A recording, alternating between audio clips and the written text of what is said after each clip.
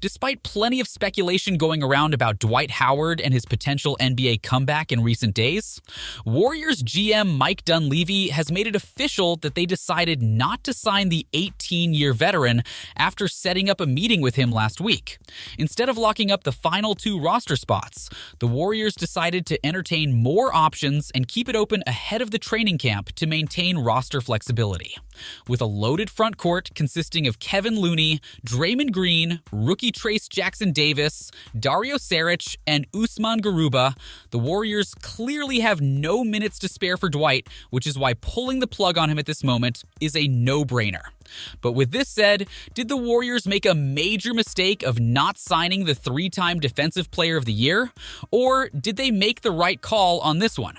Now to answer this, let's take an in-depth look at what Howard can bring to the table for the Dubs.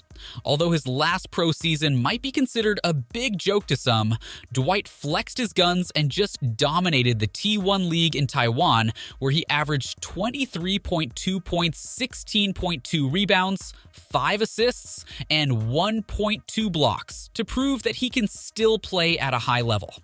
Now, even though we all know that he's not going to be producing a monster stat line like that in the NBA, the Dubs could have still used Dwight's services mainly as a rim protector. A half seconds, forcing the missed layup. Now Paul down the lane, but recovering.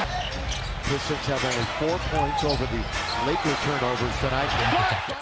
Here's Dwight hedging on this pick and roll coverage. Despite this, JTA was able to squeeze through the gap and attack the hole.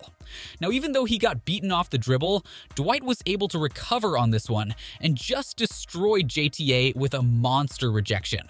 Now, in this 2-man action, Sexton decides to attack the mismatch off the curl. He thought that Dwight was just any other slow big man, but he later found that this wasn't the case as Dwight completely erased his layup attempt. Now, aside from being a huge deterrence inside the shaded lane, Dwight can also make his defensive presence felt by swatting away shots as a weak side defender. As Melo looks to take Kuzma to school on this possession, look at how Dwight patiently stalks his prey underneath. Now, when he sees Melo about to take the shot, Dwight quickly goes over to help and blocks Melo's attempt towards the Blazers bench.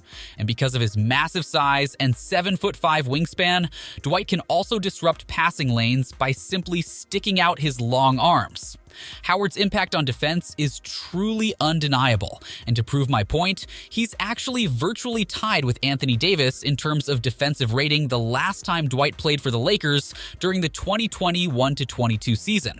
Now, as you saw in the previous clips, teams cannot cross-switch with Dwight and force a mismatch that easily because Dwight is an agile big man with quick laterals. Look at this play. Here's the 6'3" Kobe White going up against Dwight.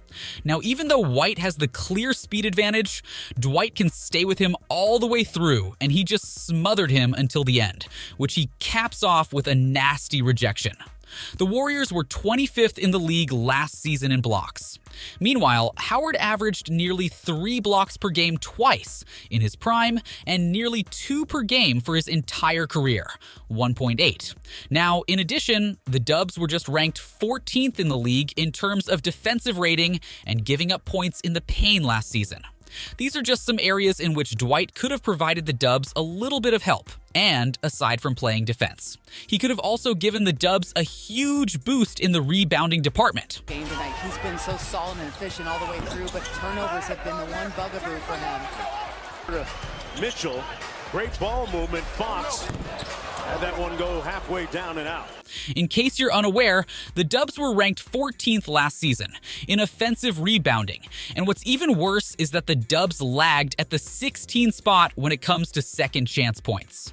With an average of 3.3 offensive boards throughout his career, Dwight can give the Dubs a major lift in these particular areas, and there are a lot of times during the 2021-22 season that Dwight showed how dominant he can be in eating glass. See, as Kuzma missed the shot, Dwight just imposed his weight down low and battled for the board. And even though there were 3 black shirts surrounding him, this didn't matter as he bullied all of them and finished strong.